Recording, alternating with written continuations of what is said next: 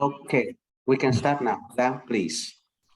Well, it seems to me 9 o'clock, and it's not 9 o'clock yet. We wait for people to to join us. Okay, I think we should start as we planned, 9 p.m. right?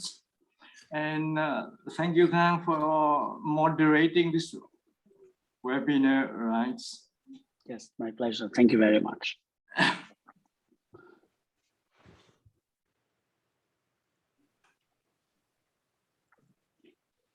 62. Pretty good.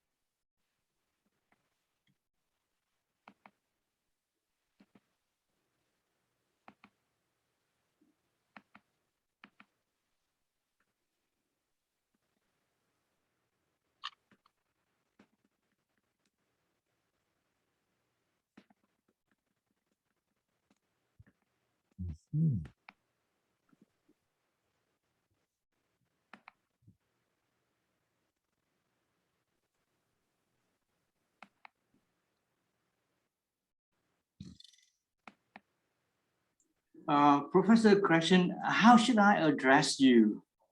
I don't know. Well, Steve or Stephen or Krashen, I don't know, right? Okay. Well, I don't like Dr. Krashen because I am not the real Dr. Krashen. The real Dr. Krashen is my son. Right. He's a mathematician. He's the real thing. So I'm a poor imitation, in my opinion. So anything else is fine. So, well, Whatever you like is okay. Steve, is it okay? Because in one of our correspondences, you said, okay, call me Steve, and I still That's remember. correct. So, That's fine. Steve, That works. Okay. Well, That works. Okay, Steve is easier for me, right? Oh, good. Let's do that then.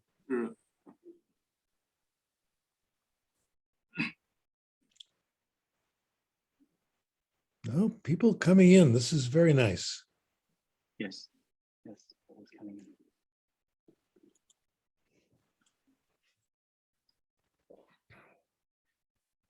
in. You know that one of the nice things about this webinar is a lot of people have read you. I have read you too, way back in 1986. How long ago was that? When I was doing my graduate studies in Australia, and the thing I learned there was the comprehensive input theory in one of the SLA courses there. That's the big one. That's correct. Good. And I never thought I would have this opportunity to see you in real time, in real time. Yes, Even in real time, this is, something very unexpected. Well, speaking of real time, how much time do we have today? How long can I speak? Then you... we have planned to try to have the full 2 hours. So I think good. you can speak Longer is easier, discuss. Always. That's very good. Makes it much easier. Yep. And except I may take a break for coffee every so often. Okay. No problems at all.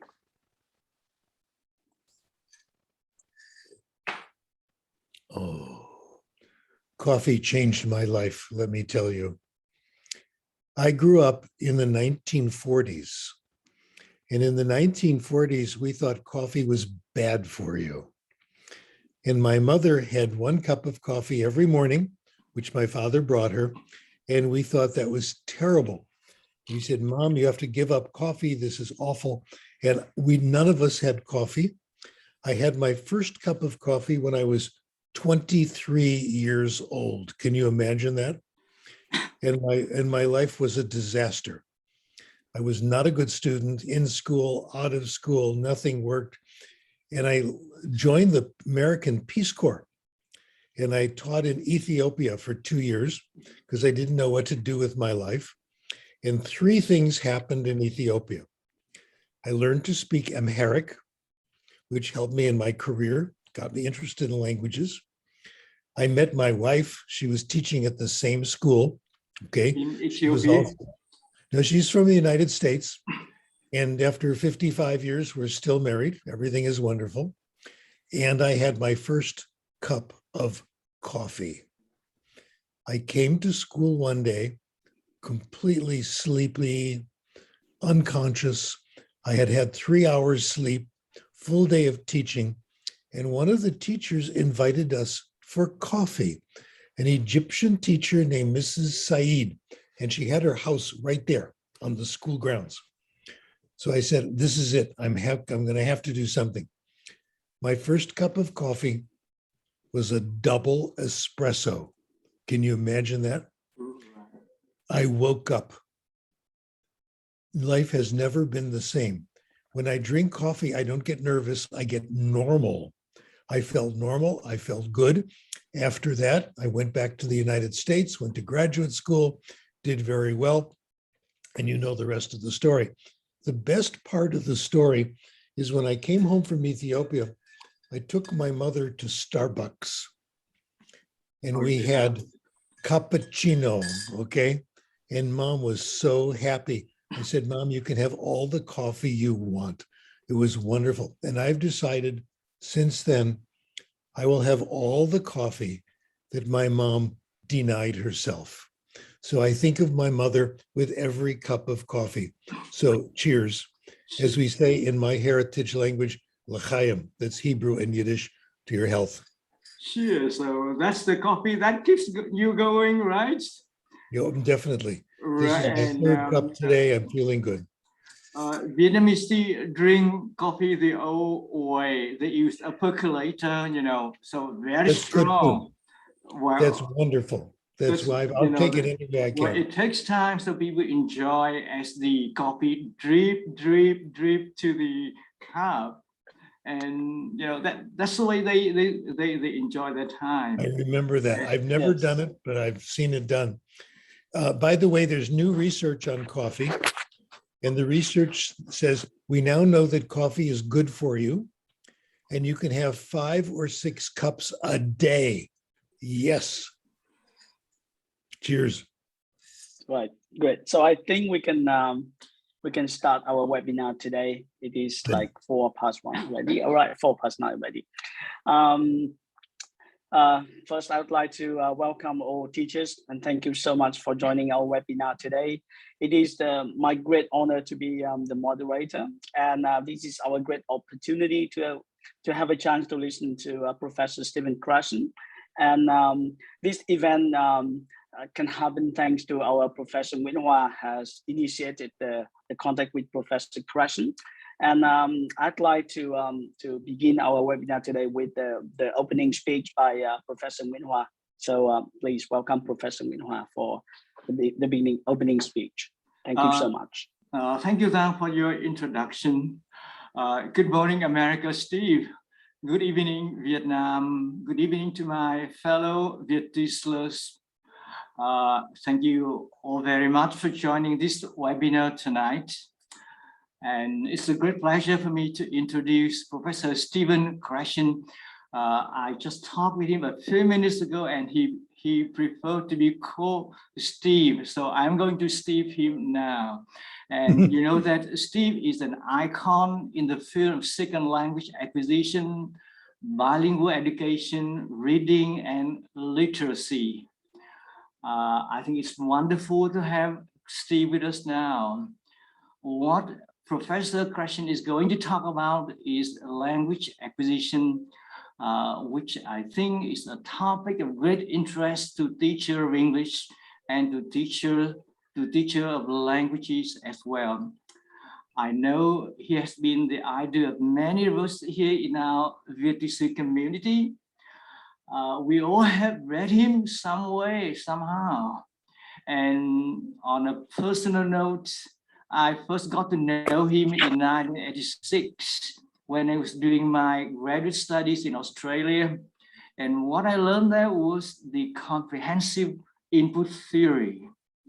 Now, almost 36 years later, I'm very delighted with this opportunity to meet him virtually, but it's a wonderful feeling seeing him in real time. And we had a good conversation just a few minutes ago. And I should tell you that inviting to talk to VTC is a stimulating experience for me and for my VTC team. Steve is so nice, so open and easily accessible. We hit it off so fast. Thank you, Steve. Now, I'd like to say a few words about Professor Krashen. Please correct me if I go wrong somewhere, because this is the information I have tried to gather just about you. Steve is the Emeritus Professor of Education at the University of Southern California. He received his PhD in linguistics from UCLA in 1972. He has published more than 500 articles and a dozen scholarly books, contributing to the fields of second language acquisition, bilingual education, reading, literacy, and neuro-linguistics. He is credited with introducing various hypotheses related to SLA, including the acquisition learning hypothesis, the comprehensive input theory, the model hypothesis, the affective filter, and the natural order hypothesis. Okay, this is what I know, so just correct me where I may have gone wrong. And most recently, Professor Krashen promotes the use of free voluntary reading during second language education, which he says, and I quote, "It is the most powerful tool we have in language education, first and second," end quote. Other words, I quoted exactly what you said. Professor Krashen has received a number of awards and honors. In 1982, he was the winner of the Meidenberger Award given for his book, Second Language Acquisition and Second Language Learning. In 1985, he was a co-winner of the Prinzler Award given by the American Council of Foreign Language Teachers for Best Published Article. In 1986, his paper, Lateralization, Language Learning, and the Critical Period was selected as citation class by Current Contents. In 1993, he was awarded the Distinguished Presentation related to School Library Media Centers by the editors of the School Library Media Annual. And very significantly, in 2005, Krashen was inducted into the International Reading Association's Reading Hall of Fame. So it's a great privilege for VTC to have Professor Krashen on this webinar. Let's welcome Professor Krashen. Now you have the floor, Steve, and thank you, Zhang, for moderating this webinar. Welcome. Okay, thank you so much, Professor Nguyen. Thank you.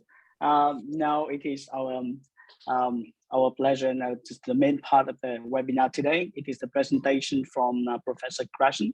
So yes, I'm going to share the screen for you because you sent me the document and I changed that to the slideshow so we can make a screen share now. So okay, full screen. Very good. Thank you. Thank you. Yeah, so what I'd like to tell you a story to begin, and the story really presents the entire theory, everything I'm going to say today. I'm going to tell you what I've been doing for the last 2 years.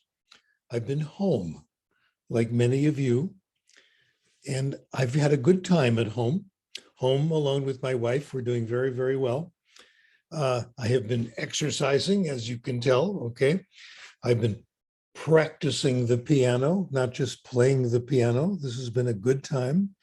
And I've been doing my work. My hero there, my model there is Isaac Newton, the physicist. During the plague in London, this was around 1650, Isaac Newton had been a student at Cambridge, not a wonderful student, kind of mediocre student, but he stayed home on and off for 2 years. While he was home, he invented calculus. He did basic work in physics, in optics, and theory of gravity.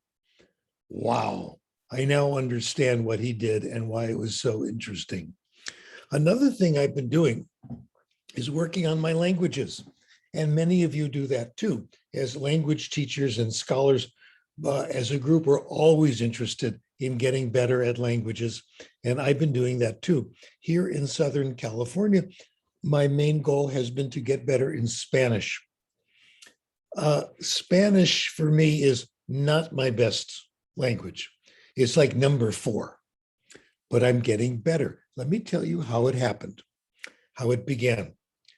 Here where I live, the local supermarket has a special time every Friday where old people can go shop, people over 65. That's me. And you have less chance of getting the COVID virus.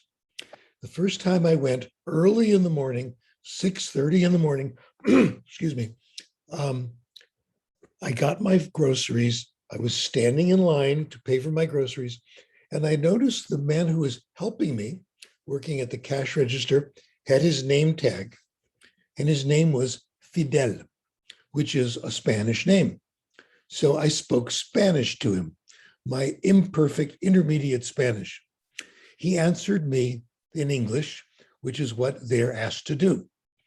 I continued in Spanish. I'll show off now. I said, por favor, tú puedes ayudarme, Fidel. I said, you can help me. Mi meta es de hablar español como ustedes. I want to speak Spanish the way you do. That's one of my goals. Let's speak Spanish. He loved it because he's now on my side, my team. So we have been speaking Spanish every Friday morning for more than the last year and a half. And I'm getting better. I can tell I'm getting better.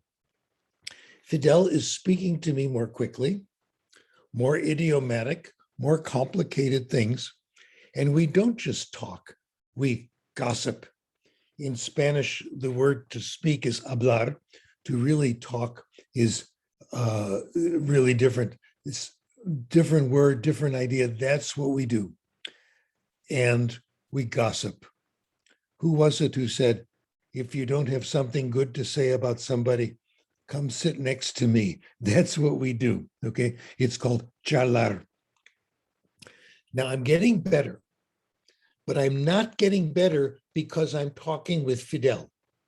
I only talk to Fidel for maybe a minute at the most because he's working, and maybe that's 1 minute once a week. That's not very much.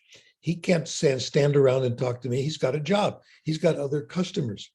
Here's why I'm getting better. I go home and I've been reading. Something I've learned from the work of Benico Mason. I've been doing a lot of very, very easy reading. I've been reading graded readers in Spanish. Now, I have read some authentic Spanish books. They're hard. They were hard for me. And I started reading books written for students, beginning books, intermediate books, simplified books. The good news is that for both Spanish and English, the graded readers are getting better and better. In fact, they're becoming literature. I have 2 favorite authors in Spanish. I'll tell you about them. Very important. One is a member of our field, a researcher, Bill Van Patten, who grew up with Spanish. He writes really nice graded readers in Spanish. The second is Adriana Ramirez, who is a teacher in Canada, originally from Bogota, Colombia. Let me tell you about her books. I'll tell you about one of them. The first one I read really captured my attention. It's about a young man who has studied Spanish in the United States. He's had maybe 1 or 2 semesters, so he's hesitant, not very good. And he goes for a walk in Bogota, Colombia. He's looking for another hotel where he's supposed to meet a friend. And he gets lost. He sees another young man and says in his bad Spanish, "Can you help me? Where are you going? This hotel." He says, "I'll take you there. It's not very far." They start to walk and they run into three beautiful young ladies. Adriano Ramirez knows how to get your attention, let me tell you. The three young ladies go running up to the guide, the new friend. They hug him. They hold his hand. They give him little kisses on the cheek. They are so happy to see him. He introduces the young lady to the narrator, the person who's telling the story. They hold his hand. They give him hugs. Then the two young men go on their way. And then his new guide says, I should explain to you what's going on here. There's nothing romantic going on. These three young ladies I know very, very well. Two of them are my cousins.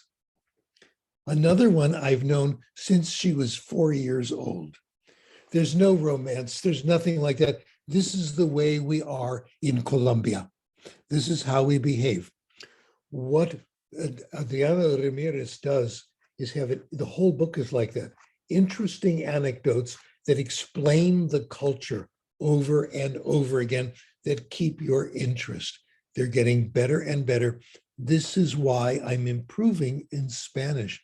I think I'm nearly ready to start reading authentic Spanish again. I have really gotten a lot better. I had a conversation with a colleague who's Mexican-American, and generally when I'm with her, we speak English. And this time we were on the computer. I spoke to her in Spanish. She said, "Steve, you're so much better. Your Spanish has improved so much. What are you doing?" I'm reading. I'm not speaking. I'm not studying. I'm not getting my errors corrected. All I'm really doing is reading these simple readers. I could stop here. I have just given my entire presentation. That's it. That's the important anecdote. I'm now going to repeat everything I said in much more boring language. I'm going to go through the hypotheses, which you have just heard about and probably studied in school, and tell you a little bit about each of them. As you will see, can we put this on the screen? It begins with the acquisition learning hypothesis. We think people, great, thank you. We think people have two different ways of getting better in a language. You can acquire language, you can learn language, and they're very, very different. The synonym for acquisition is picking up a language.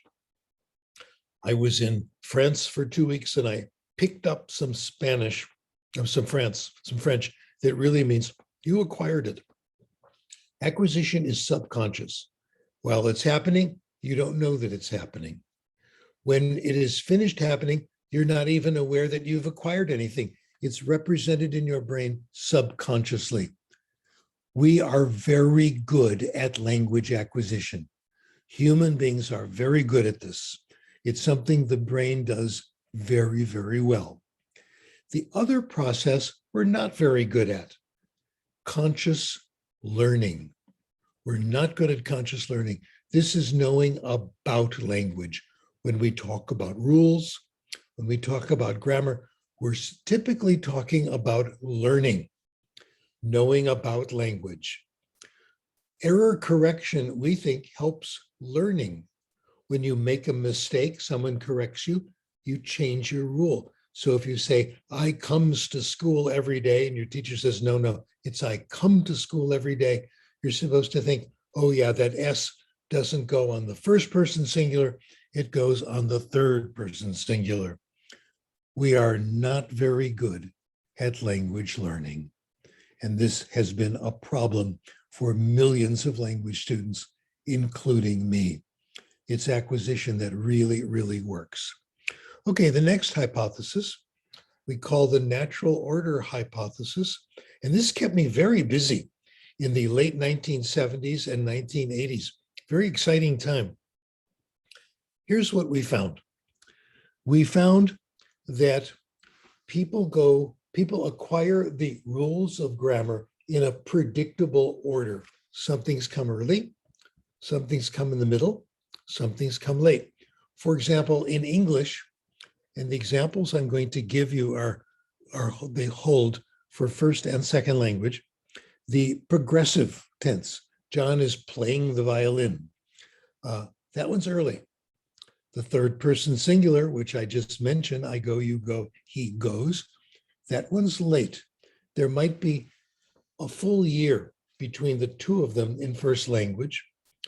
For second language, the third person singular may never come. Teachers know all about this. Wow. It becomes late and there's not much we can do about it, okay, as we think. Well, here are the conditions for monitor for the natural order, or some amazing facts. Number one, you can't change it. You can't make the third person singular come early. You can drill the third person singular hours and hours, but just like good wine, it will not be acquired until its time has come. The order of acquisition is not simple to complicated. The syllabi are syllabi we teach in classes or try to teach. The easy ones come first and gradually more complicated. That's not the order of acquisition. It's not simple to complicated. That's not how it works. Now, back around 1980, I had this great idea, which turned out to be wrong, that what we should do is teach along the natural order. Let's start with the progressive and then do the third singular later.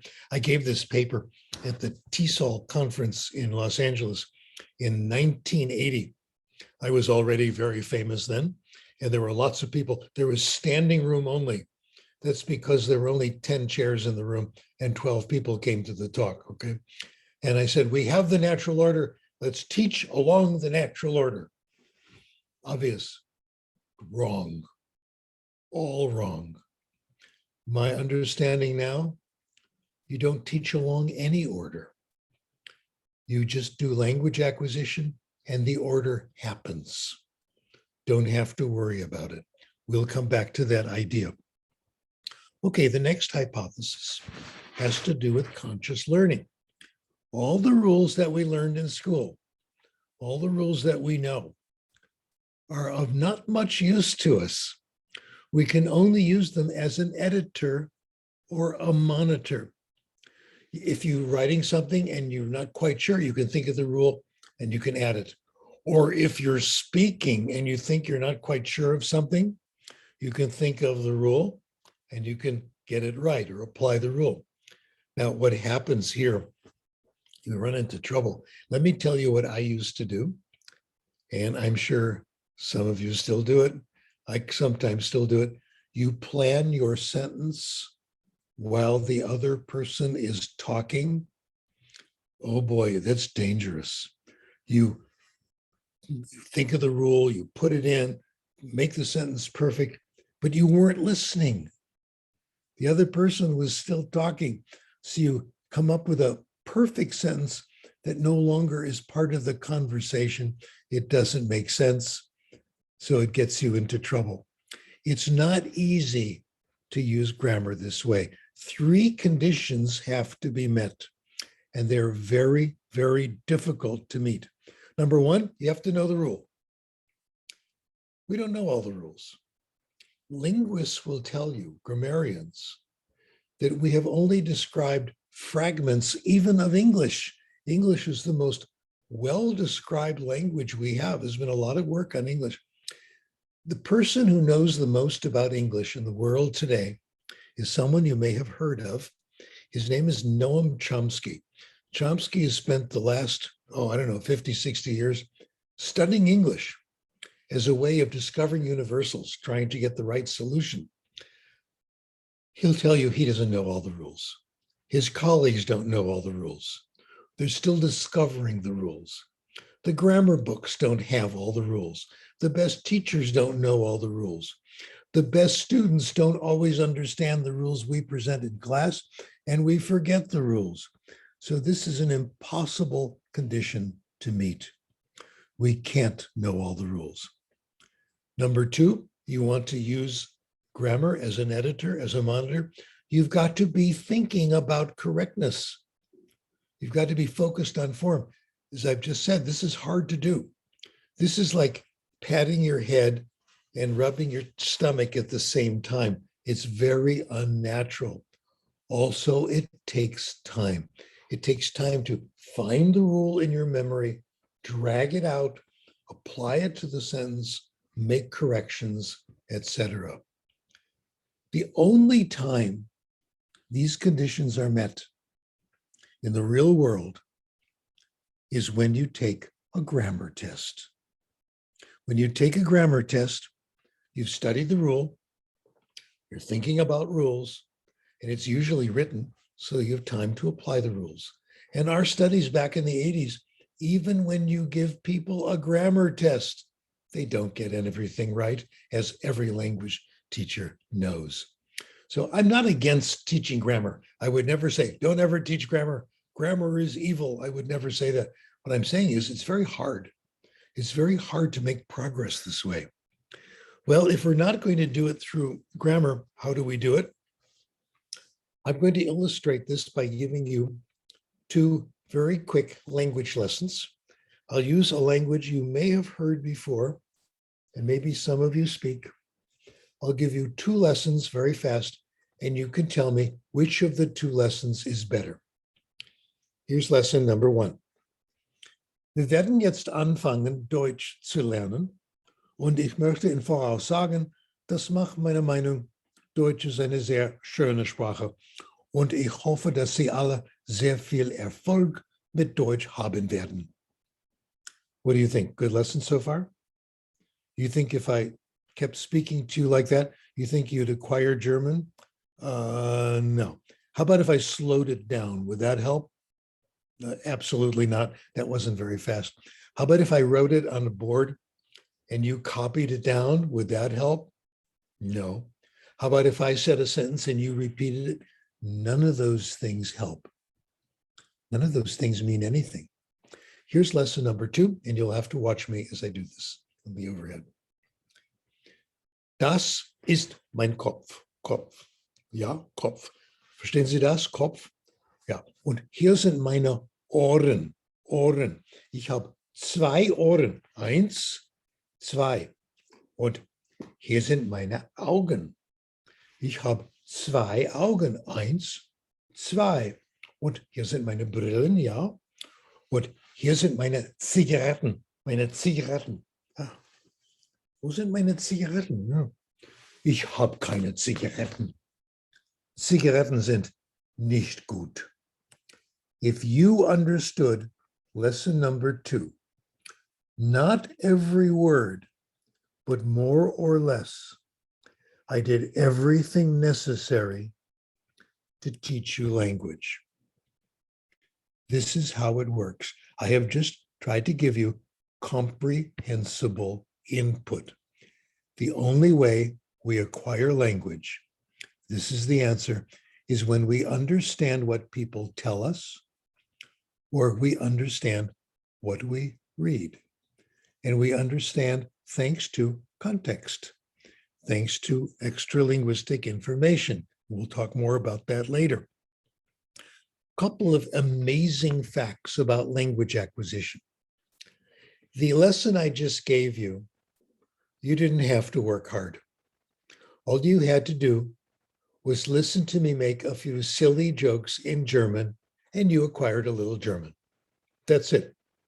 No work. In fact, just relax, no effort at all. Number 2, and I think this is amazing, language acquisition is involuntary. Guess what? You just acquired a little German, and there's nothing you can do about it. You couldn't stop it. You have no choice. When you get comprehensible input, you must acquire. Isn't that wonderful? So language acquisition is easy. All you have to do is give people messages that are comprehensible, that are interesting, so they'll pay attention to them, and language acquisition will happen. This is a lot easier than we ever thought it was. Let me now come to some, I'll say a few more details about comprehensible input, and I'll move on to the major corollary. Talking is not practicing. There is no correlation between the amount you speak and your speaking ability, or the amount you write and your writing ability. Talking and writing is not practicing.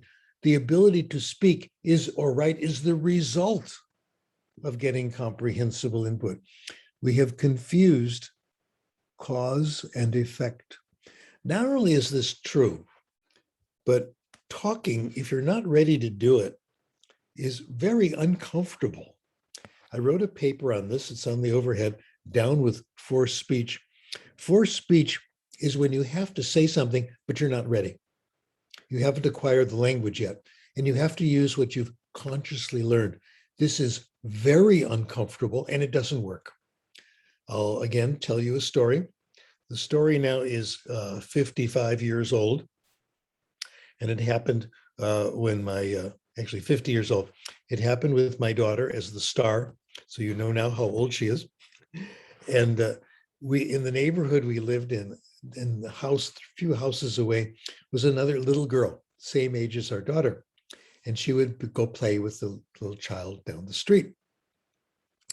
And my job was to, one day was to go pick up my daughter after a couple of hours and bring her and her little friend to our house because our neighbor had something else to do. Fine. So I went over to go get my daughter, and my neighbor, I have to tell you, we were very close friends with this family friends. We knew each other very well. Part of the story. My neighbor said, well, I'm going to leave now. I'm going to Santa Monica City College, and I'm taking a Spanish class. It's time for Spanish class. But wait a minute, I've got to do something. Could you wait a moment? She said, I have to go in the kitchen and take a pill. She went in the kitchen, took a pill, swallowed it. And, we were good friends. I could ask her, I said, what was that about? She said, that was a Valium pill, anti-anxiety. Today we take Prozac instead, same thing. So again, we were good friends. And I said, can I ask you why you're taking Valium? It's Spanish class. It makes me so nervous. What she actually said is Spanish class freaks me out. So of course I asked her, what is it about Spanish class that makes you so nervous? Speaking, having to talk. When the teacher calls on me and I have to say something in class. Wow. Well, when I went home, I immediately started looking at the research on speaking and anxiety. And I found exactly that, and I found it over the years. One study, the biggest source of anxiety in foreign language, having to speak the language in class.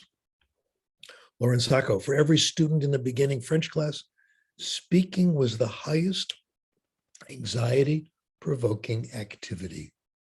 When I go to language classes, I don't want to be called on, and neither do you, of course.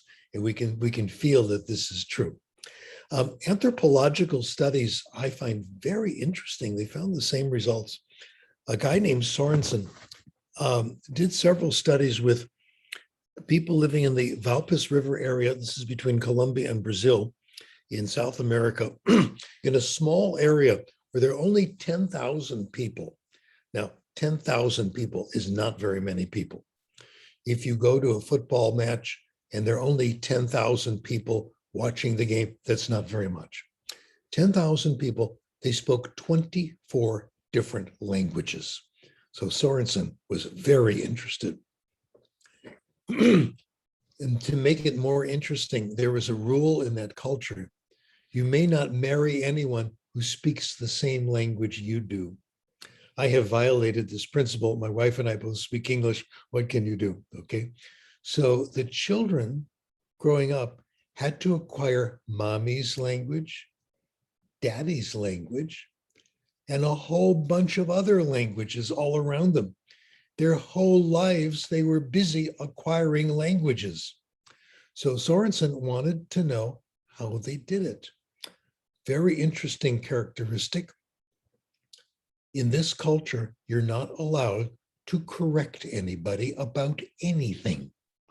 You can't go up to someone and say, you shouldn't be doing that. So people were never corrected in language. I love that. Very interesting. How did they do it? Well, what happened was they didn't try to speak the language right away. They waited until they felt comfortable. They don't practice speaking a language they don't know well, okay? They make an occasional attempt. If it doesn't come easily, they don't force it. And then almost suddenly later, they start speaking the language, okay? And it generally takes them a year or two. Looking at cases of people who have acquired language totally from the informal environment, it takes a long time. It takes a year or two. So this is typical because the input isn't comprehensible. We do a lot better than that, language teachers. We have language classes. And a language class is a place where you can get comprehensible input right away.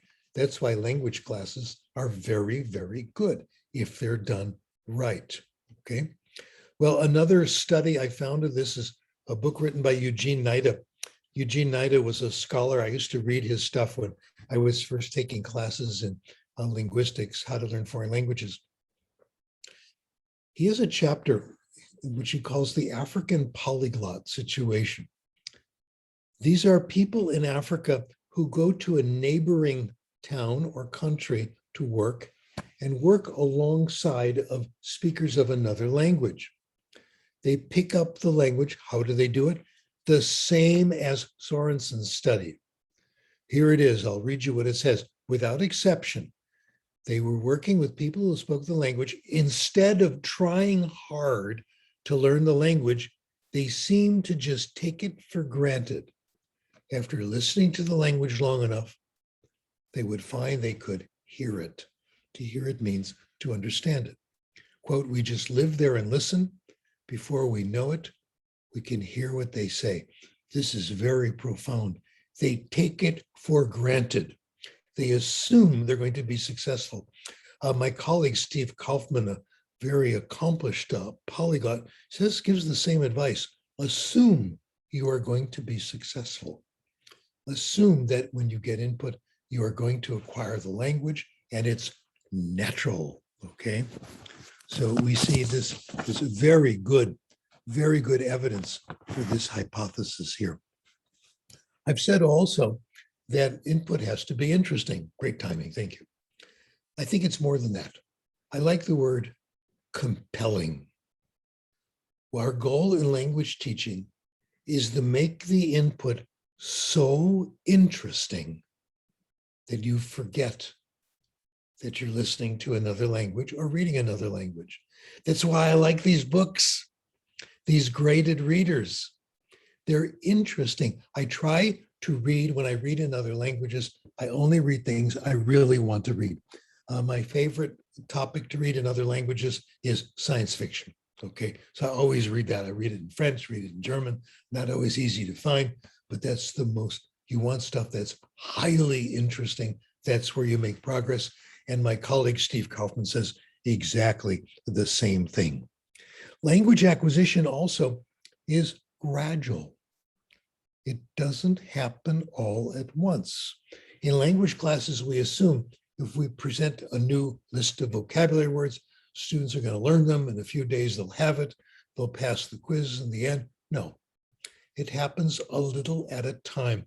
Research from the University of Illinois, very excellent researchers, they have found for first language that when you hear or read something you haven't acquired in friendly context and you kind of understand it, you don't get it all at once. You get a little bit of it, maybe 5% of the form and the meaning of the new word, or also of the new grammatical rule. Gradually, over time, you build up the whole meaning. The primary way we do this, as I've mentioned, is through context. Now, several experts have said, don't trust context. Context can push you in the wrong direction. Yeah, sometimes. Here's the favorite example. You hear the word finger, and you see this. Now, this could mean finger. It could mean point. It could mean hand. It could be a symbol for very good. You don't know.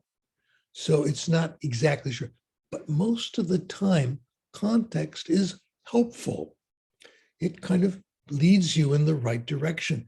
One study, 61% of the time, context was helpful. Less than 10%, it was pushing you in the wrong direction, misdirective. Some of the time it didn't matter, but in general, context helps.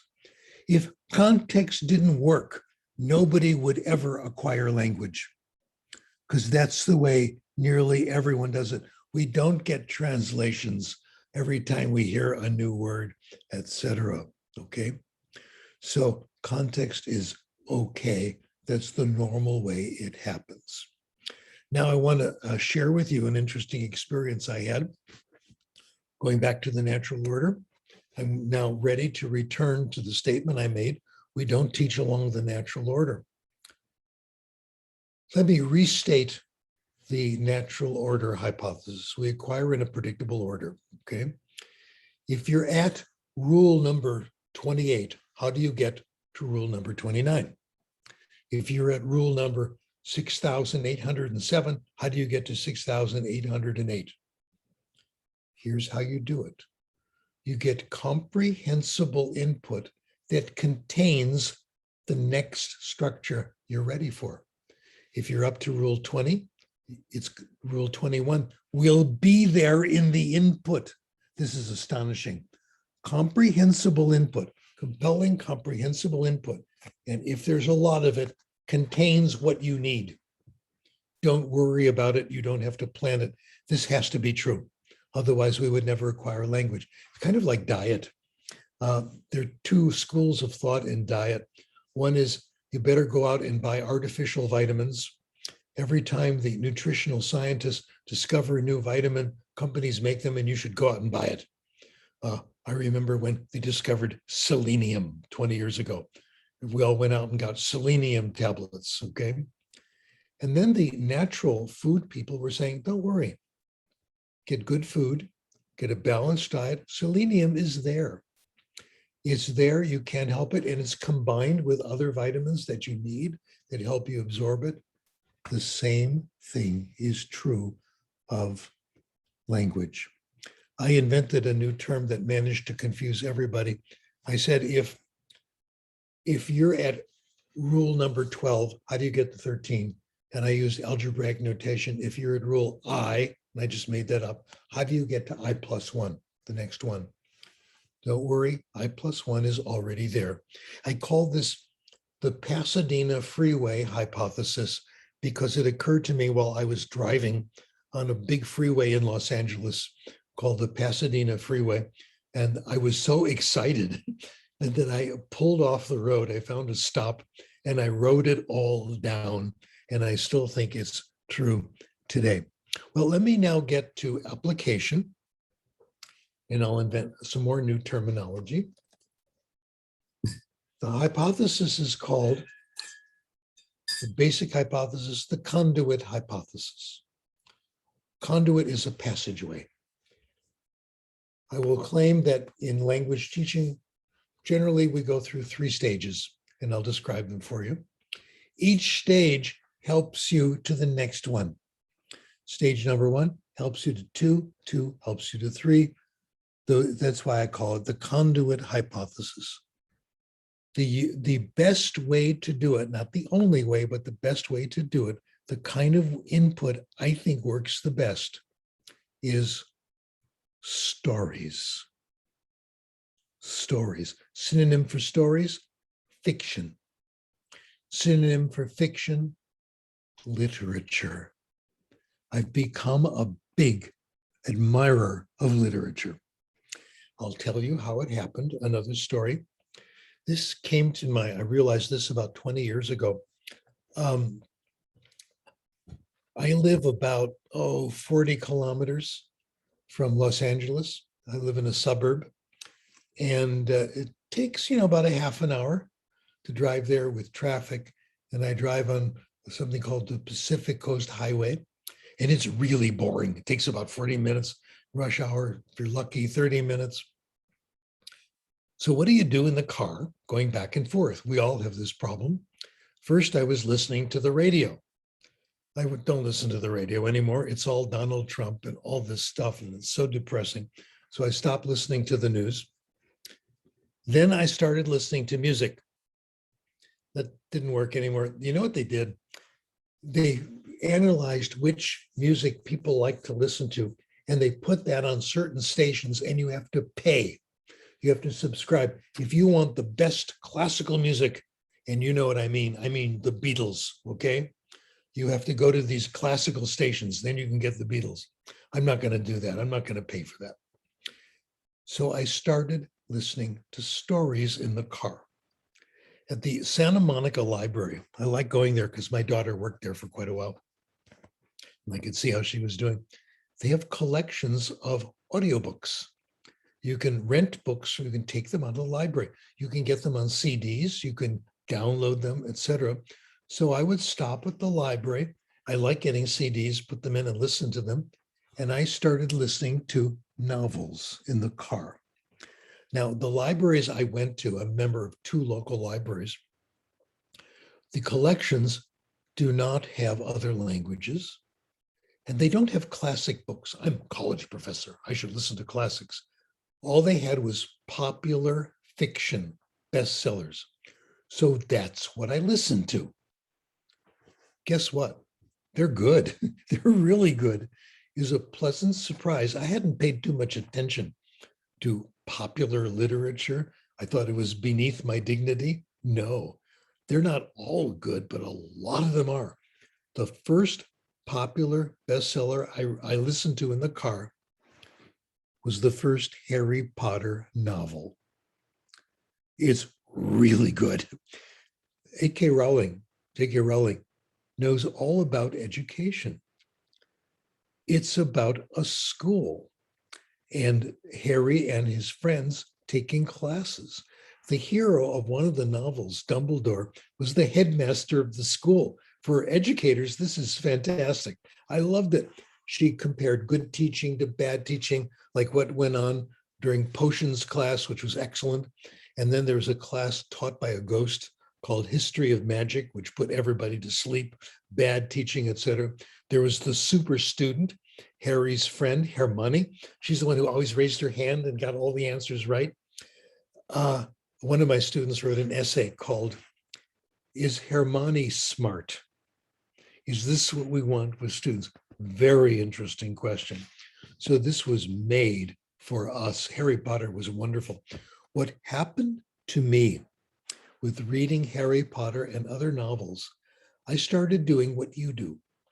When I got home, I stayed in my driveway listening to the end of the chapter before I went in the house because I wanted to know what was going to happen next. I read all 7, I listened to all 7 Harry Potters. I listened to medical novels. I listened to law novels, John Grisham's novels.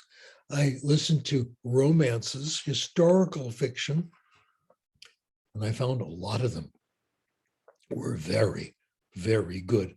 I now have a deep respect for bestsellers, okay?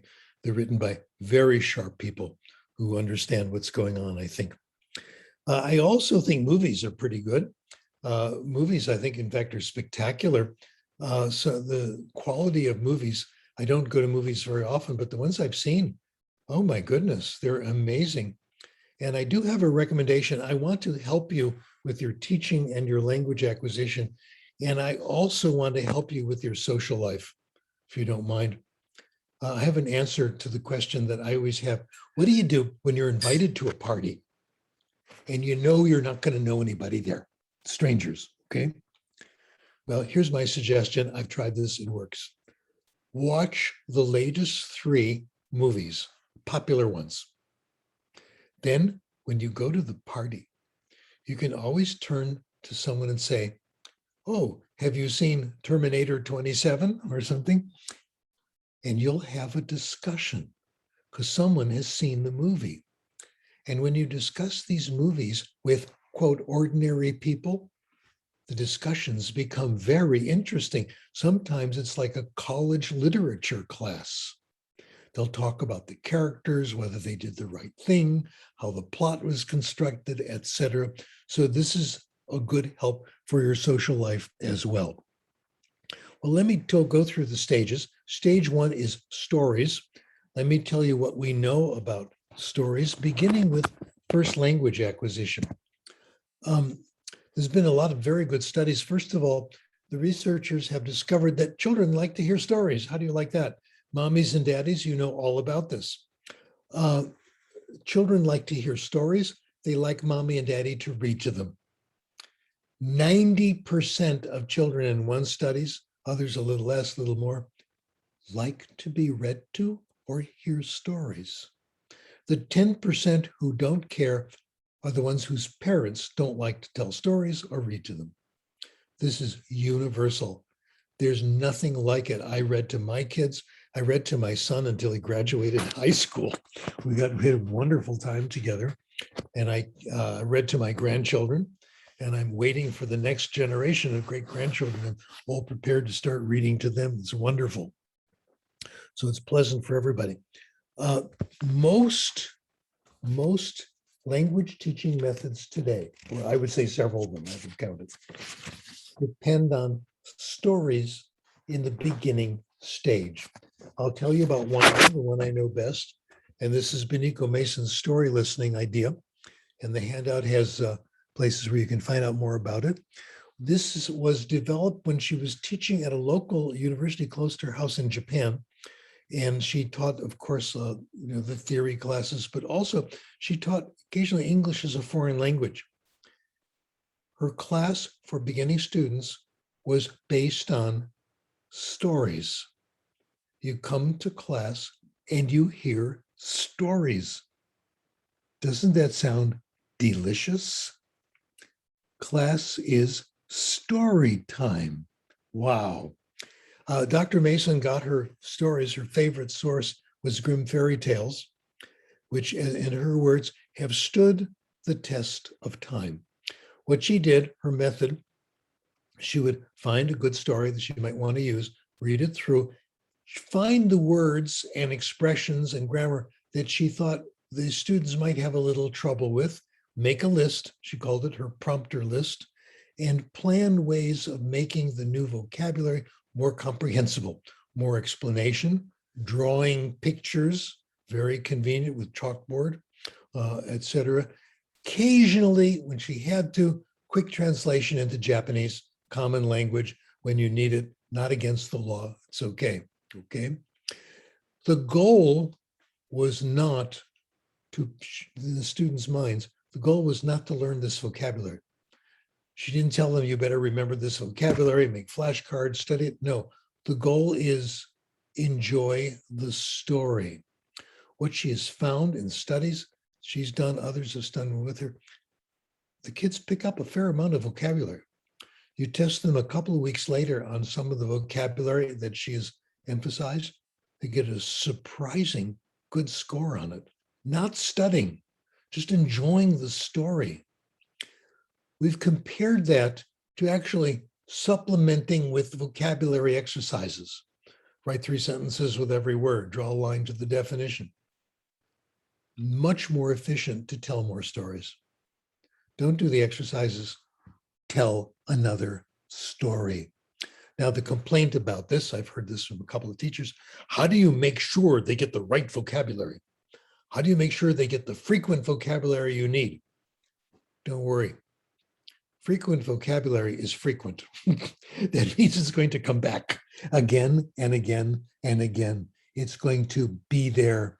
Comprehensible input has I+1, etc. So don't do vocabulary exercises. Tell another story. Now, the next stage on this, we're going to the next slide, is reading. After 2 semesters, 3 semesters of hearing stories, students are ready to start reading. The reading is self-selected.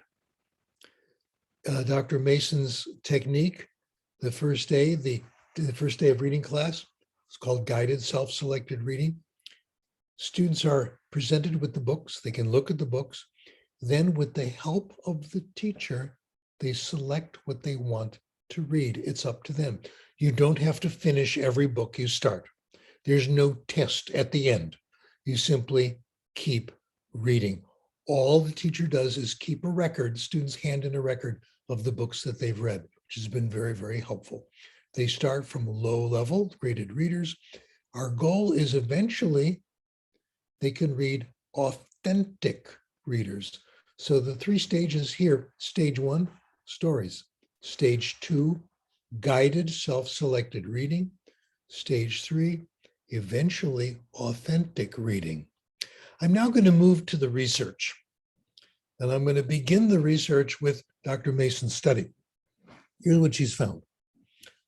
Several of her students volunteered to take alternate forms of the TOEIC test, which is probably the most popular test of English in the world, the listening comprehension and the reading comprehension portions. Here is what we have found. She had a list. Each student handed in a log of what books they have read. And from that, we're able to estimate how much time they put in reading. And we correlated that with scores on the TOEIC. For those of you, both of you who remember your statistics class, okay, here's what we found. The correlation was very high, nearly perfect. The more time you read these books in class, the better you did on the TOEIC, the more you gained. This is an amazing result. 0.6 of a point for every hour you read. Wow. Do the math. If someone reads for 2 hours a day, okay, and they started, let's say, the TOEIC is 1,000 points. They start at 250, they'll gain a lot. They'll go all the way up to 720 on the TOEIC, which is one of the more advanced levels. This can be done in a pleasant, easy way. So this absolutely works. Well, I'm going to go on to other studies that basically come to the same conclusion. And this is a tiny, tiny sample of the research that we have on this. There's a lot. So I'm just going to give you a few little interesting studies. This next one, we called it Sophia's Choice. The second author of the study was Fei Shen, my former student. The first author, Dr. Lin, we'll see, has a very important role in the study. Sophia was a high school girl who had come to the United States. Her first language was Chinese, I think Mandarin. And by the time this study was done, she already was quite good in English. She was already fluent and comfortable. At the high school she went to, they gave all students a test of reading comprehension at the beginning of the year. At the end of the year, they gave them another test. Sophia got worse over the year. Her reading comprehension went down. Every year this happened. The next fall, she would come back and her score was high again, higher than it was the year before. So they gave her a test at the beginning. She got worse. Then over the summer, she regained everything and got even better. What was going on during the summer? What do you think? She went to the local public library. She was already intermediate in English, okay? She read for pleasure. She averaged 50 books self-selected every summer. She read Sweet Valley High. She read Nancy Drew, the books that were popular among teenagers. That's how she got better from self-selected, easy, pleasant pleasure reading. Her mom, who was a professor, I told you, said, you know, school isn't doing my daughter any good. Maybe she should just stay home and she'll do a lot better. Okay, other studies. Again, I want to just give you a peek at some of the research. De Vries is one of my favorite studies. This is first language study. One of the reasons I like it is that it's only 2 pages long and he gets it all done. This is amazing. This was back in 1970. fifth graders, 10-year-old children, English as a first language. One group did the normal thing you do in English class in school, in middle school. They had to write 2 papers every week. The other group did no writing. Instead, they were encouraged to do more reading at home, more reading in school for pleasure. What happened on the final examination? A writing test. Which group did better? The reading group did better. They were better in content, mechanics, organization, and grammar. And DeVries lists a number of studies that have come to the same results. The next one, another former student, Sian Lee, now a dean, in fact, in Taiwan University. In this study, she looked at students of English as a foreign language at the university level in Taiwan. She got data, questionnaire data on how much reading they did in their spare time and how much writing they did in English in their spare time. The amount of reading they did on their own was a strong predictor of their writing scores. The amount of writing they did on their own didn't matter. It was reading that counted. Okay, a couple of native speaker studies. Richard Wright, extremely prominent and very insightful author of one of the best known African-American authors in the United States. He grew up in a home where reading was discouraged. His grandmother said, you shouldn't be reading fiction, it's worldly. You should only read religious books, etc. But he decided he wanted to improve his English so he could write. And here's what he said. I bought English grammars and found them dull. I felt I was getting a better sense of the language from novels than from grammars. Wow. Malcolm X, famous activist. Malcolm X grew up in a tough neighborhood in the eastern part of the United States, and he hung out. His friends were the wrong kind of kids. He got into trouble. As a young man, he was arrested by the police, committed a crime, and sent to prison. The change happened in prison. He became a reader. He became a writer. He talks about an interview he had with a journalist. Journalist says, your language is so good, your writing is excellent. What was your alma mater? Where did you go to college? He said, books. He discovered the prison library. He said, you couldn't have gotten me out of books with a wedge. At night, when the guards came by to make sure the prisoners were in bed, he was in bed reading under the covers with a flashlight. That's how he did it. We find this again and again. On the overhead, you will see that I have listed my book, which you can get for free download, ladies and gentlemen. I don't write books anymore. They're too expensive. Nobody can afford them. So a lot of them are available. So order this one, enjoy yourself, tell your friends. Studies also show that it's fiction that counts. A major study done by University of London. These people at the University of London have been studying the same people since they were little tiny kids, since they were 2-3 years old. And they've been studying them all through the decades. The study I'm going to report on here, the subjects were in their 40s. Native speakers of English, they found out how much they read, and they gave them a test of vocabulary. They also asked them what they read. Conclusion. The correlation was with fiction. Those who read the most fiction had the largest vocabularies, not nonfiction. Fiction was a better predictor, what they call middlebrow fiction. Well, there's concerns about this idea. One concern is if you read lots of fiction, you're not going to get the language you need to succeed in school. We need academic language. This is why we have a huge industry called English for academic purposes, right? All of you know about this.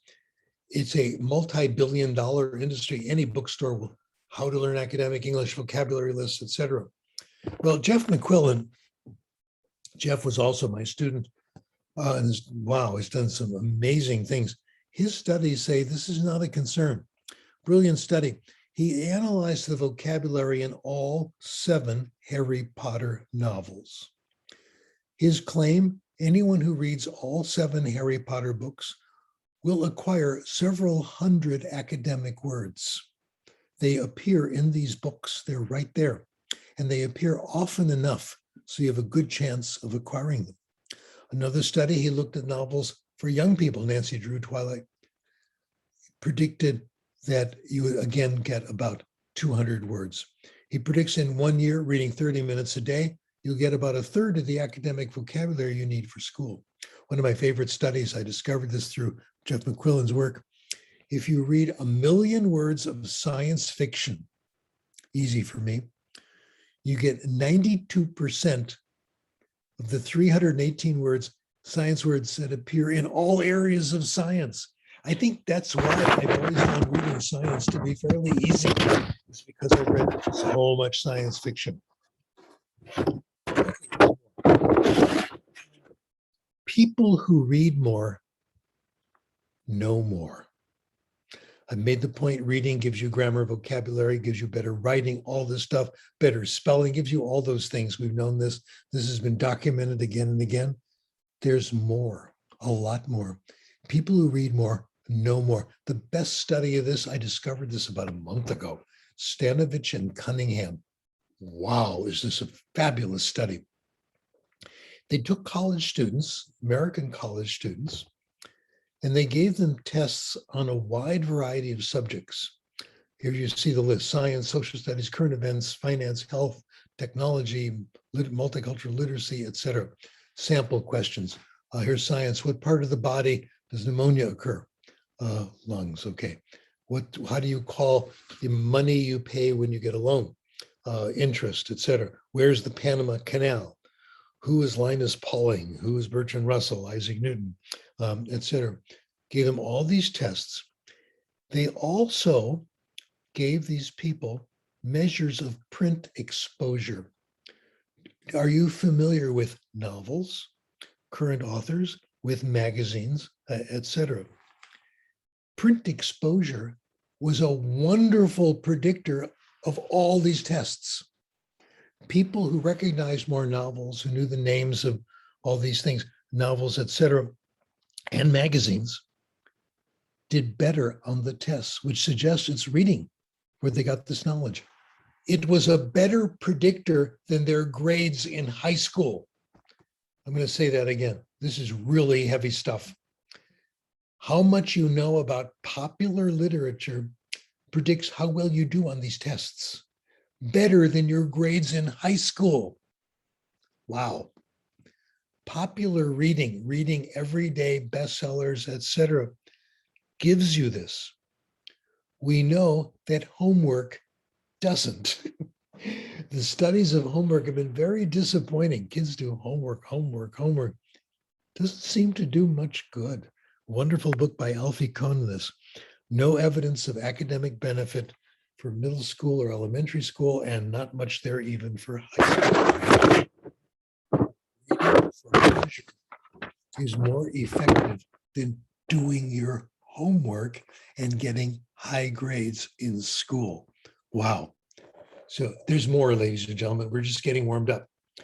People who read more have superior, what we call habits of mind. Very good studies on empathy. It's tests of empathy to understand how other, move to the next one. Okay, we've done this one.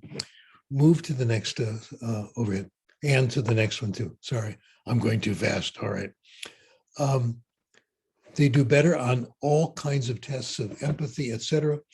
And when you interview people who clearly are high in empathy, they'll tell you, where did they get it? The Guardian, British newspaper, interviewed famous people about their reading habits. Among them, Barack Obama. Here's what he says. And President Obama has not read the same research that I have cited here. This is from his experience. He says, when I think of how I understand my role as citizen, the most important stuff I've learned from novels. It has to do with empathy. It has to do with being comfortable with the idea the world is complicated and full of grays. but there's still truth to be found. It's possible to connect with someone else, even though they're very different from you.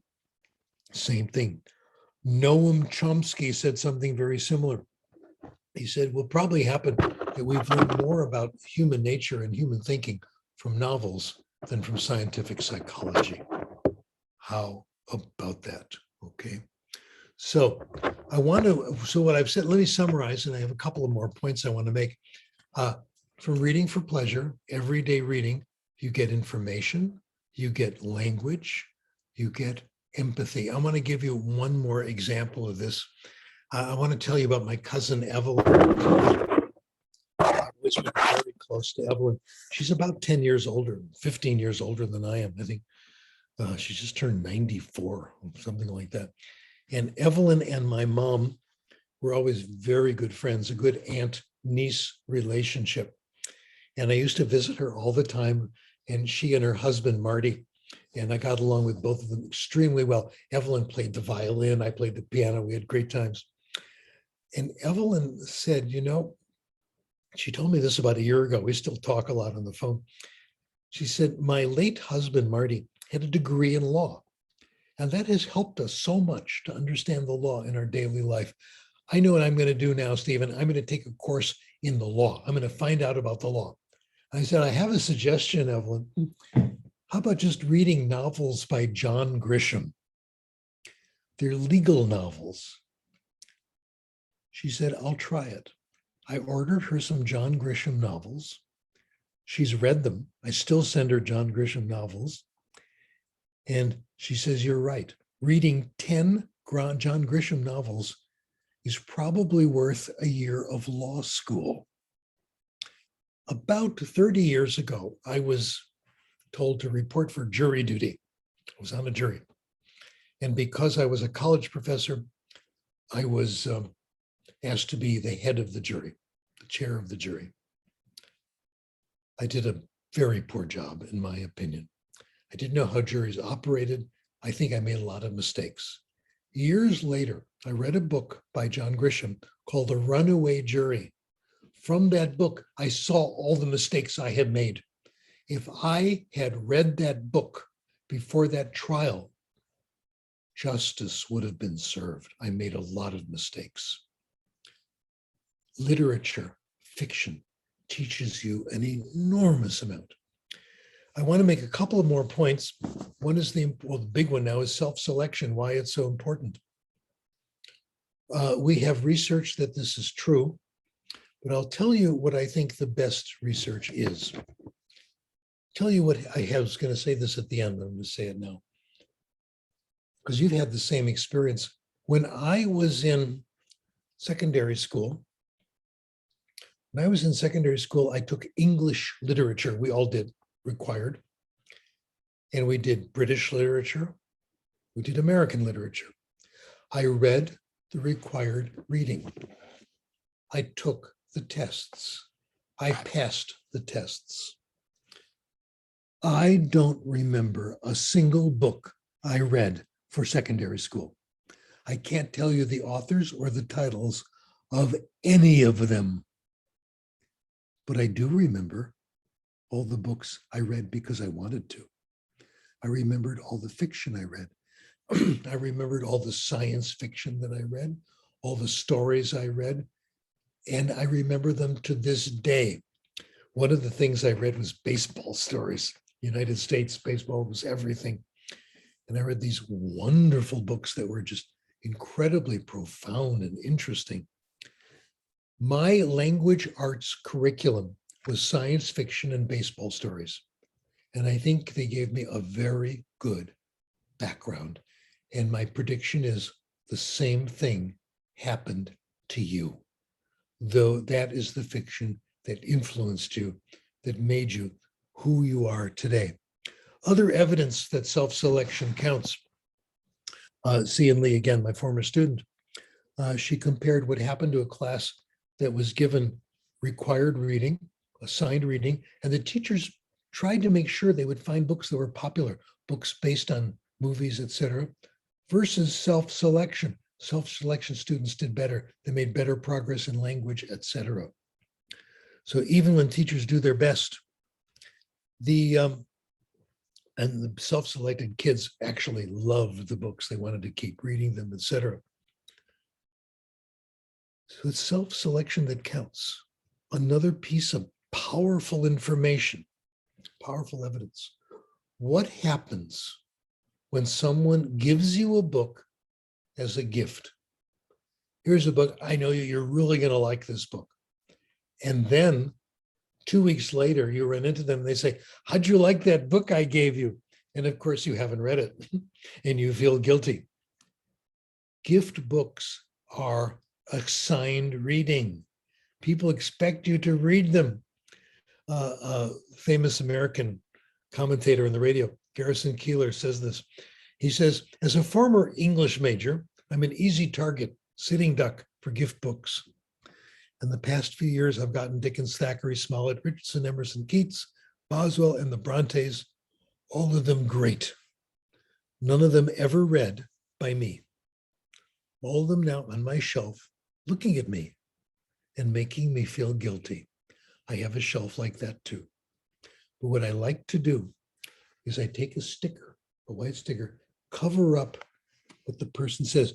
To Steve, I hope you enjoy this. I cover that up and I give the book to the local library, okay? Well, I do have exceptions. There's one person, when he tells me to read a book or gives me a book and it's fiction, I do it. And that's my son, because he knows me better than I know myself. And he's always right. He always knows what books I should be reading, etc. And this is my rule for fiction. Nonfiction, different. I sometimes get suggestions from colleagues, and really it's often very, very good. I want to conclude with a major factor: access to books.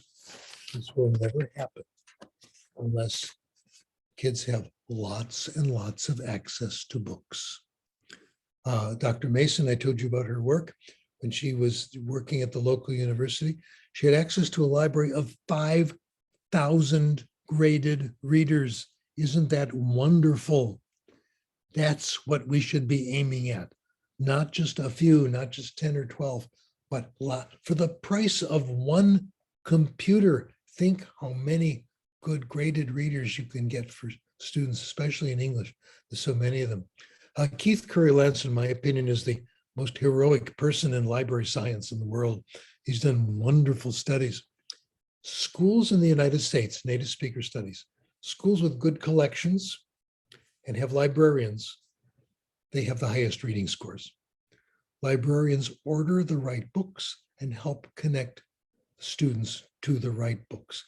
And there are a lot of them. So the solution to higher test scores, all this, a good library, time to read, and lots of self-selection. Life will be easier, more pleasant for students and teachers.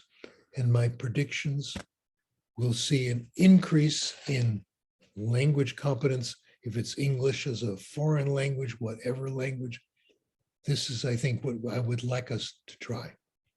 Okay, I have said it now. I have lots more to say, but I'll wait for your questions.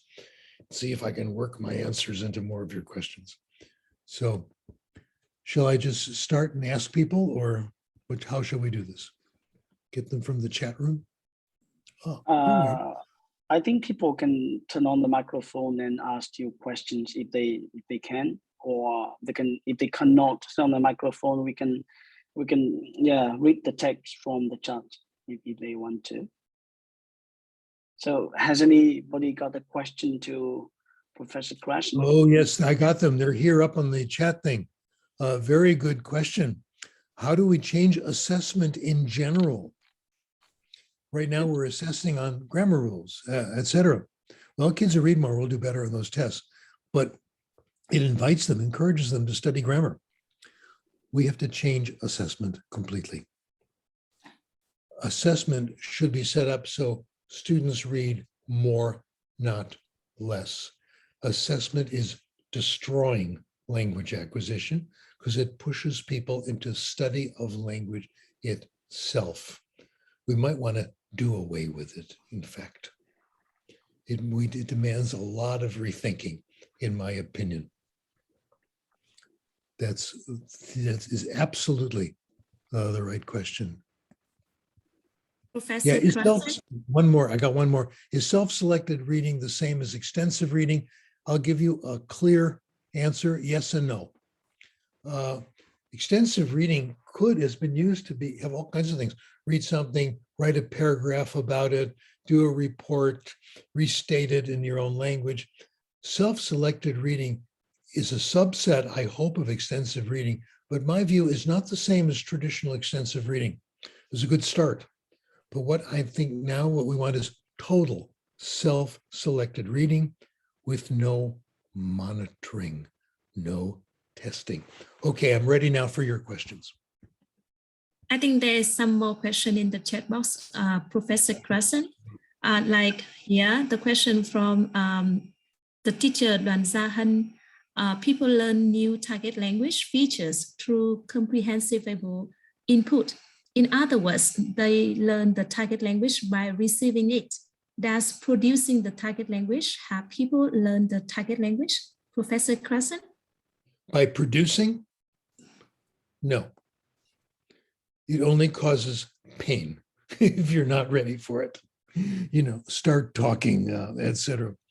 My claim is, this is again, not my idea, but the result of just an enormous amount of research that producing language is not how we acquire it. Okay. Yeah, there's some more question from Dr. Trịnh Ngọc Anh. In non-native settings, students' ability to remember and apply English grammar rules and forms in narrow contexts, such as in sentences or passages, is normally measured in traditional English grammar tests. So, is there any necessary changes in assessment practice if we adopt acquisition approach? And how can we measure language acquisition? So okay, I think let me he make has answered that. Yeah. a big blanket statement. This is a very serious change. I think one of the reasons it's hard to do is that it is a disaster for the publishing industry and the testing industry. It means that all the textbooks we have in foreign language, second language, native language, and all the tests are now obsolete. This is a multi-trillion-dollar catastrophe. I'm sorry. I can't help it. We have to do it right. And we could start to do it gradually, etc. How do we test? I don't know. I really don't know. It could be that self-assessment is enough. It could be that reading comprehension tests will be enough, where you get to choose the area that you want to read in, etc. So this is a big, big change. Okay, Janine asked a question. Jenny. A good one. Young children who can understand English and even speak it, but parents never taught them. They said they're fond of watching kids' series like Papa Pig. They can even imitate the British accent. Well, that leads us to the issue of accent, doesn't it? Let's talk about that. That's my excuse to talk about accent. Accent, in our opinion today, is not anything you can learn consciously. I got my breakthrough when I was teaching in Ethiopia in the 1960s. I met a guy from England, Gerald Mossback, worked for the British Council, who was also involved in English language teaching, and he told me about his experience studying French in school in the UK. And it was traditional, and he had to take the final examination. The final examination was having to speak French in front of a panel of French teachers. For a teenage boy, this is torture, okay? Because the classes were all traditional grammar. He hated French. hated the classes, hated the teachers, and he decided to get revenge. He decided to try to humiliate the teachers. He came to the final exam dressed what he thought was French clothing. He had a beret, little hat, and he had a cup with a red liquid, which he pretended was wine. And he pretended to be French. And he spoke French with what he thought was an exaggerated accent. Say, ah, bonjour mes amis, hein? Je serai très content d'être ici avec vous aujourd'hui. Comment ça va? Hein? The teachers loved it. They said, you sound so good. Why didn't you do that in French class? In other words, the accent was there, but he didn't use it because it wasn't him. Your accent marks you as a member of a group, as a member of a club, as a social group. We know from experience, from studies, that accent is nearly impossible to teach. I've gone through the literature on teaching accent. All you can do is help people pronounce certain segments in isolation. And it's impossible to do in conversation because you can't monitor it fast enough, make the changes. Teaching pronunciation has been a disaster. It has not been successful. It comes when you consider yourself part of the group. Accent is a measure of club membership, who your friends are. I compare it to clothing. Clothing protects you from the elements, but it also marks you as a member of a social group. I can see how many of you are dressed today on the screens. You're all dressed appropriately, perfectly fine. If one of the guys came in a business suit, that would be a little too much. Same thing with women who came with an expensive gown, etc. No good. You go to a party, you realize you're slightly overdressed. If you're a man, you came with a tie, you look around, you realize this wasn't right. You excuse yourself, you take off the tie, put it in your pocket, you feel a lot more comfortable. It marks you as a member of a social group. That's what language is for. Accent cannot be taught, in my opinion. Nobody believes this, of course. They think it can be taught and that if you study hard, you can learn it. Studies show that, but it's not true. I had this experience where I was invited to meet a very wealthy businessman who wanted some help on improving his English accent, American accent. He was an immigrant to the United States from Germany, and I was driven to his home in the Hollywood Hills, multi-millionaire, very expensive. And he interviewed me, he says, help me with my accent. And I said, okay. And I told him what I just told you. It's a marker of social class, being comfortable with who you are, can't be taught. He said, that's ridiculous. I said, what would happen if I gave you a computer and we put in a sound spectrograph and you would say things in English and we compare it with the sound waves of a native speaker and you worked on making the sound waves the same? He says, yes, that sounds right. I said, it's not going to work. He basically, as we say in English, showed me the door. He said, you can leave now. I didn't get the job. I would have made a lot of money. Okay. People have this idea that this can be taught. We have accent improvement classes. There's no evidence that any of them have worked. You can get a few isolated sounds and that's it. You acquire accent as a marker of who you are, club membership, the people you feel comfortable with. And I think we acquire it very well. We just don't perform it. Very good question. Glad you asked. Thank you very much. Next one. Oh, coffee. I think in the chat box, we have another question from Leanne, I guess. Would you like me to read it for you or you can have a look at that? Please read it because I will never find it. Yeah, I see that most of my students only choose fiction books to read. They never choose science or other non-fiction books. They get bored when they have to read to take tests. reading tests are often non-fiction. So how can teachers balance this? Very simple. Good question. Good questions are defined as those I'm ready to answer. That one I'm ready to answer. Okay. Read lots of fiction. Read more fiction. Read more fiction. You'll get academic vocabulary and you'll have no trouble with nonfiction. I find most of what I read in French and German is fiction. Occasionally I read technical papers, no problem.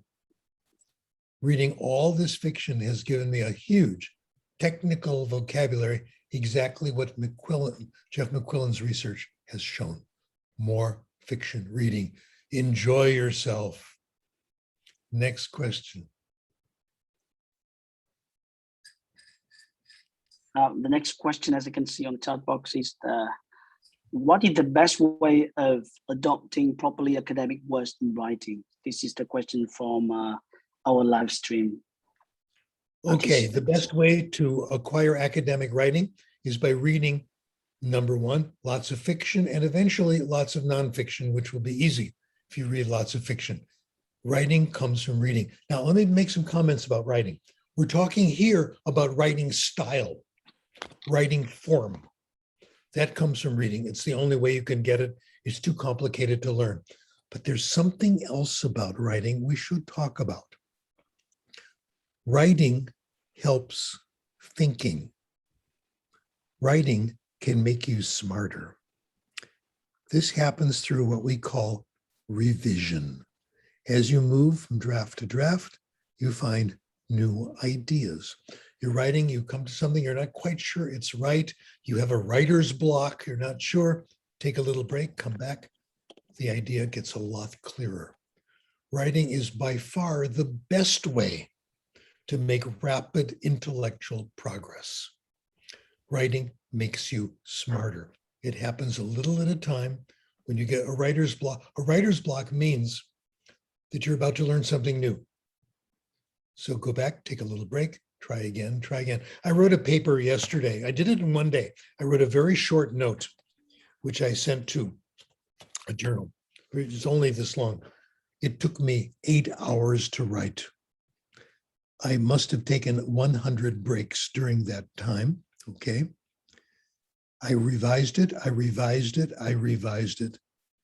It was a wonderful day because I have learned to welcome writer's block and welcome revision. Writing is a wonderful way of making yourself smarter, finding your mistakes. So writing is two things. It's style, this comes from reading, and making yourself smarter. Revision is the way we do that. Good writers write, great writers rewrite, rewrite, rewrite, and rewrite. All I do is rewrite. Okay. I think that we have another interesting question for you. How can we provide interesting and comprehensible input? Do you think activating previous knowledge or basic knowledge base could have?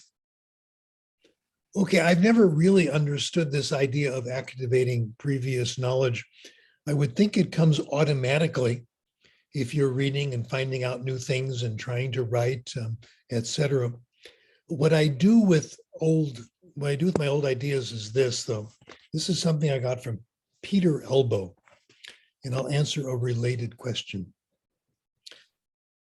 If you're trying to work in a new area that you don't know much about, and you want to activate your old knowledge and find out more. Peter Elbow says, don't go try reading everything first. Don't go rereading your old stuff. Don't go reading new stuff. Say you're going to write a paper on spelling. Don't go read all the research on spelling. First, write down your ideas without doing any research. Find out what you're thinking now. Then read what other people say. See if they came to the same conclusion you did. This is Elbow's advice, and it has helped me so much. The paper I did yesterday, I first wrote it without doing any research, without activating my old knowledge or getting new knowledge. I first got my ideas down on paper, then I wrote it, rewrote it, and then I started rereading old stuff and it was easy and comfortable. So that's my advice.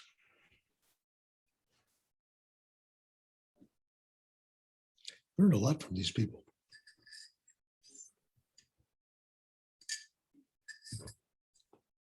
Okay. More questions, or can I go drink more coffee?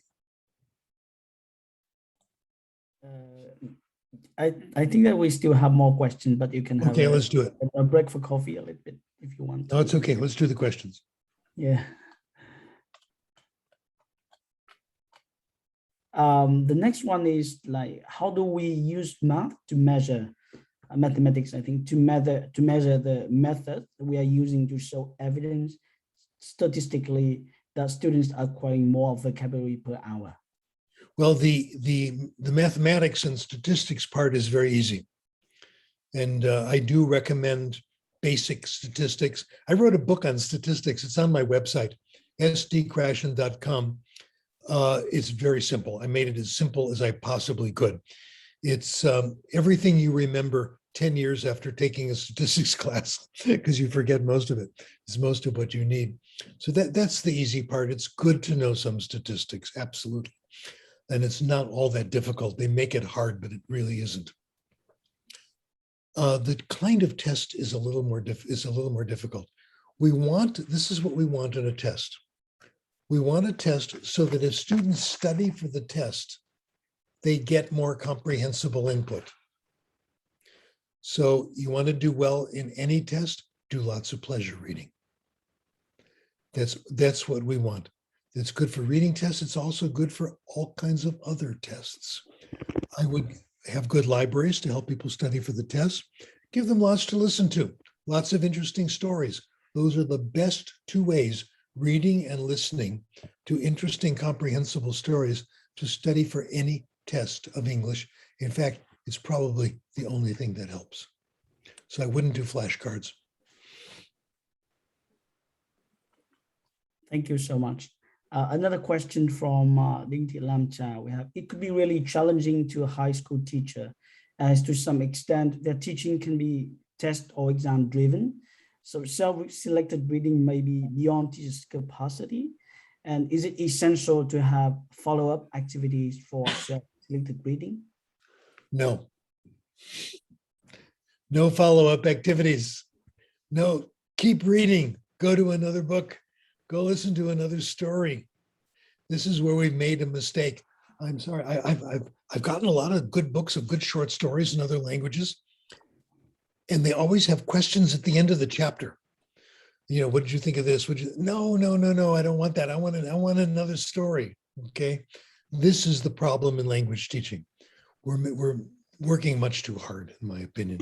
Let's continue to, our students and us, keep enjoying ourselves with more interesting literature to listen to and to read.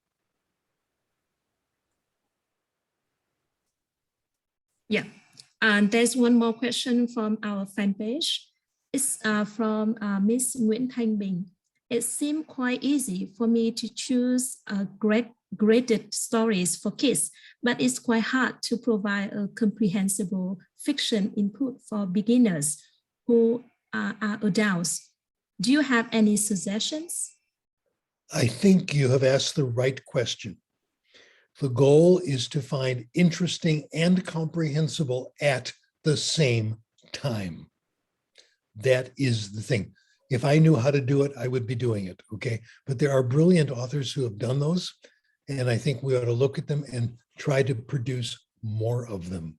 Good writers, easy stories that are at the same time fascinating. So all I can do is agree that you have identified the problem. I'm not a fiction writer. Some people think I am, but I'm not. Okay.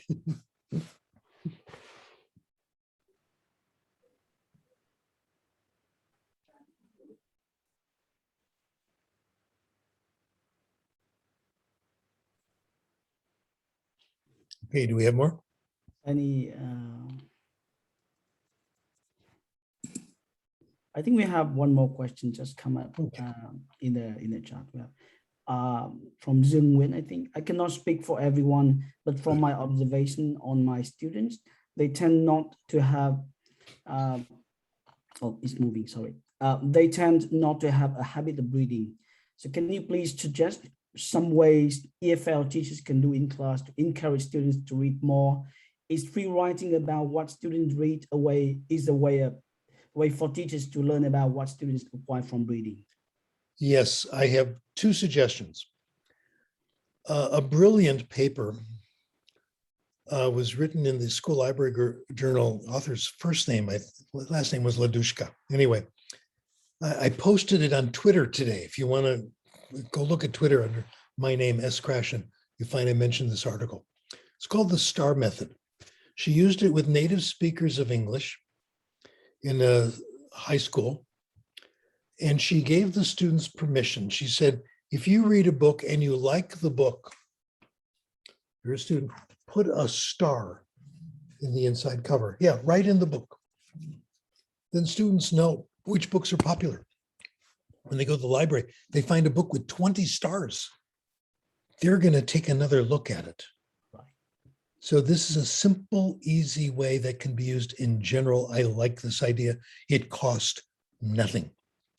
There's a second way, and I can express it in 2 words. Comic books. Comic books. Wonderful study was done in the United States. This one again in a high school library. They put comic books in the library. This is a native speaker study. Put comic books in the library and graphic novels, but did not allow them to circulate. You had to go to the library to read the comic book. They then examined the number of people using the library traffic. That nearly doubled in 2 months. And they looked at the amount of non-comic book material taken out. It went up 30%. Comic books, comic books, comic books. Comic books today have improved enormously in the last several decades, thanks to the Marvel comic book company, superheroes with problems, Spider-Man, all those things, which I think are absolutely amazing. So I would look at comic books, and I hope comprehensible comics will start to be written for language students as well. That will be the next breakthrough. Thank you very much. Great. Yeah, we have another question for you. Does listening to audio books have the same effects as reading? And can learners benefit from other forms of comprehensible inputs, such as songs, chants, or poems as well? Okay, I am such an expert. I know all the research on everything. I can give you the perfect answer. I don't know. I don't know of any research on this. Good questions, though. These are the kinds of questions we need to find out. We need to know if these things work, if they work as well. We are just discovering in the last several decades the value of reading in general. So your assignment is to start doing research on this and let me know how it works. How about songs? Will songs help? Songs to me are poetry. And I do think my suspicion is it will help, but you're not going to get a lot of input that way. A lot of songs don't have a lot of language. I remember one song came out a couple of years ago. I'll tell you the entire lyrics, okay? I'm going to recite a song to you. This is why I'm hot. This is why, this is why, this is why I'm hot. This is why I'm hot. You ain't, because you not. This is why I'm hot. That was a very popular song. It's a very catchy tune. Not a lot of language. That's the problem. Okay. Could it happen? I don't know. It depends on if people hear enough of these songs. I really don't know. I haven't seen a study, and I'm depending on you to do it and let me know.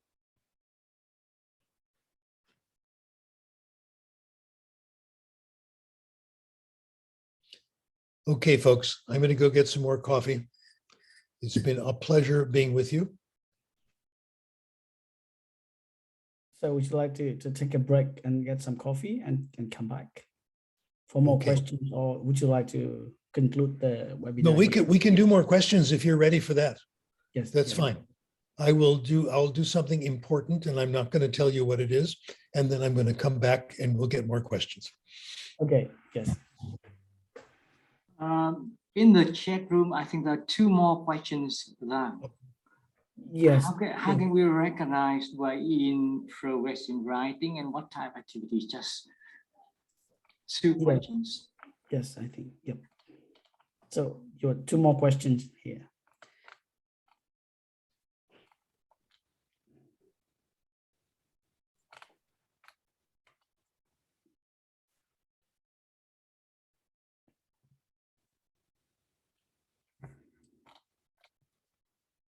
Thank you very much for your questions, and we just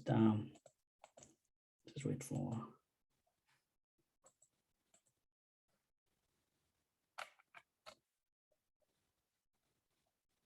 Professor Nguyễn Hoa, would you like to have a concluding remark at the end when you? No, I'm not going to talk.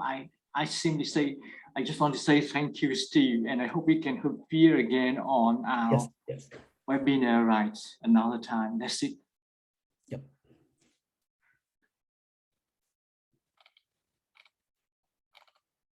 So I guess there's three more questions.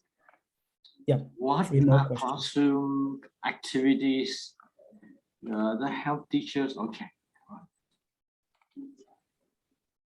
Yep.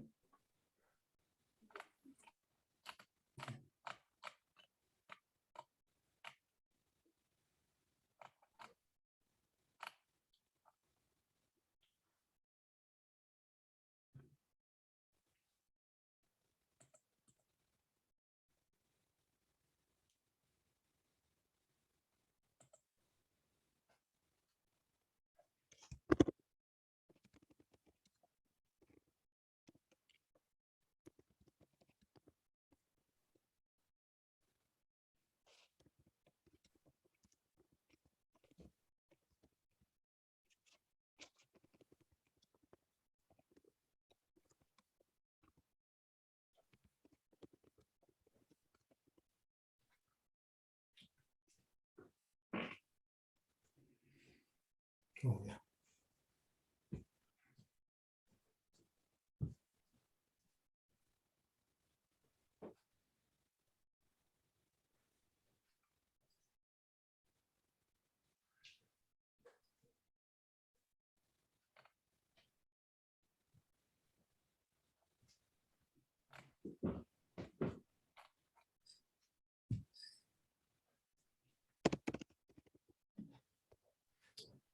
Okay, boys and girls.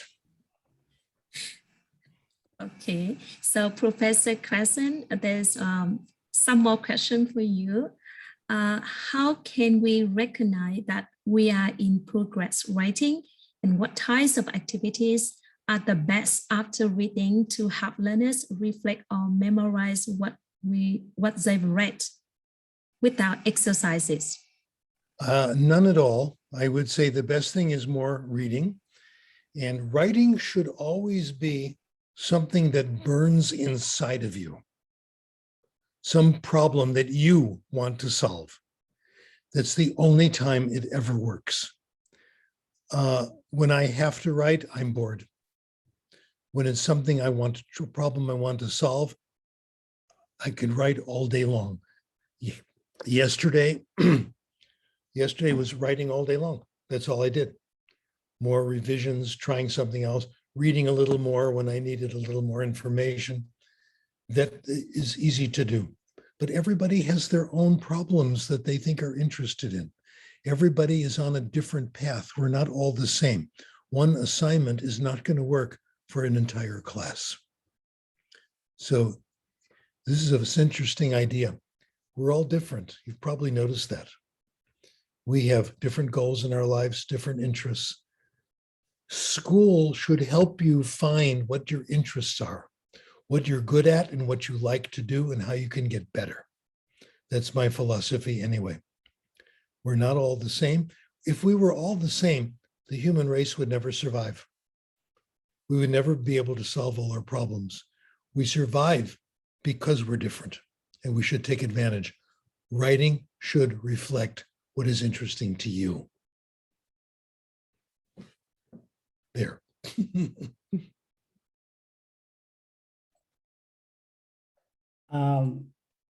Thank you so much, Professor Krashen. I think, yeah, it should be, that should be enough for the question and answers.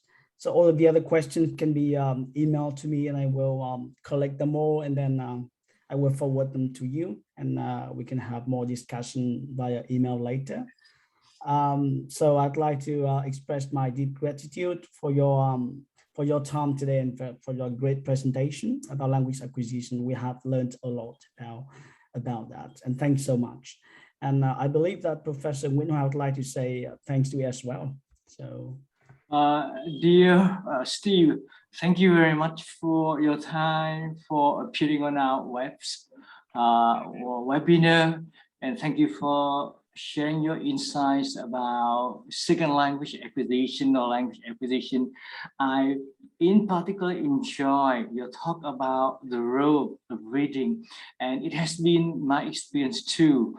I remember when I was a student, I did a lot of reading, fiction, non-fiction. I searched a lot of books in the library, and I seem to have read all the books in the library, stories, but we had a small library, so reading is the key to developing, and it serves as a kind of comprehensive inputs. I love that part of your talk about that.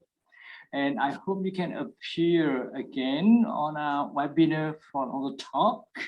Okay. Hey, we'll see. Good. So thank you very much. My pleasure. Thank you. And I would like to say a final word of thanks for the unknown shepherd in Ethiopia who was watching his goats one day and found they became very active when they started chewing on coffee beans. And this was the beginning of coffee. That shepherd made my life much more successful. Cheers. Cheers. Okay, everybody. Okay. Pleasure. thank you, everyone. Thank you for your participation. Thank you so much. And I wish all good health and stay well. Okay. Thanks, Duyên and Lang, for everything, for making all the arrangement. I know you had a lot of inputs so that this event happened the way it did today. Thank you very much again. Thank you. Thank you, Steve.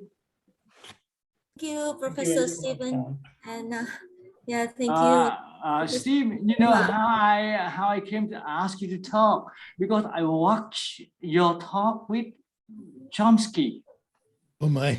Right, okay, so yeah, and I love that conversation. So I thought, so that university could invite you to do a webinar. Why not we? Okay. And I think we